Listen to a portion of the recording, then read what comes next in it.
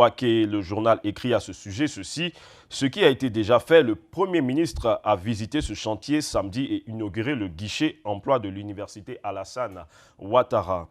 Poursuivons avec le Patriote qui affiche ceci à sa une: le RHDP prévient Bédié et Gbagbo, si vous êtes candidat en 2025, Ouattara sera aussi candidat.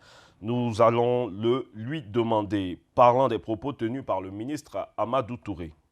Nous changeons de sujet avec le Nouveau Réveil qui s'intéresse à la cherté de la vie et à l'augmentation abusive des coûts des denrées alimentaires. Le confrère écrit ceci: le gouvernement nie la flambée des prix.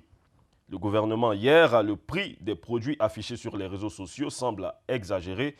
Propos du ministre du Commerce et de l'Industrie, Souleymane Diarra. On lit aussi: le peuple abandonné à son sort.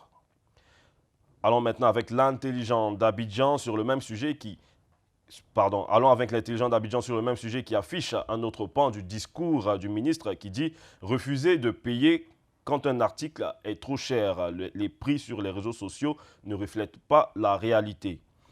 Le site Afrique sur 7 nous informe que les Ivoiriens marcheront pacifiquement contre la cherté de la vie ce mercredi 21 juillet 2021. Une marche qui n'est pas du goût du ministre Souleymane Diarra qui dit à cet effet: je ne sais pas ce que cette initiative peut apporter. Propos retranscrits par le site Afrique Soir.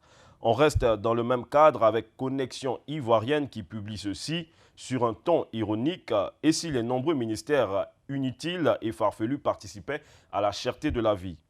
Le bélier intrépide semble interpeller le président de la République en ces termes: Ouattara, le peuple souffre. Souleymane Diarra parle sans convaincre. La société civile annonce une grande marche. L'héritage, lui aussi, s'adonne à la même danse et ironise en ces termes: riz, huile, piment, tout a augmenté. Ouattara, ton peuple a faim, où est passée ta solution? Aux confrères de rajouter: les populations souffrent, le pouvoir RHDP reste silencieux. Comment le panier de la ménagère s'est rétréci comme peau de chagrin? Excédé, le peuple décide de marcher contre la cherté de la vie ce matin. Le journal Dernière Heure écrit à sa première page que le gouvernement est impuissant face à la cherté, ou disons face à la flambée des prix.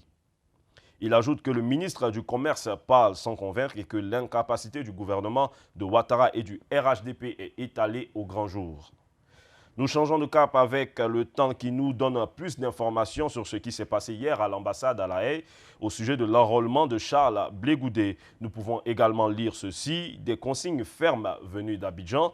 Maître Indri, il retrouve enfin ses droits. Le FPI qui dit aucune raison que Blé Goudé soit retenu à l'extérieur.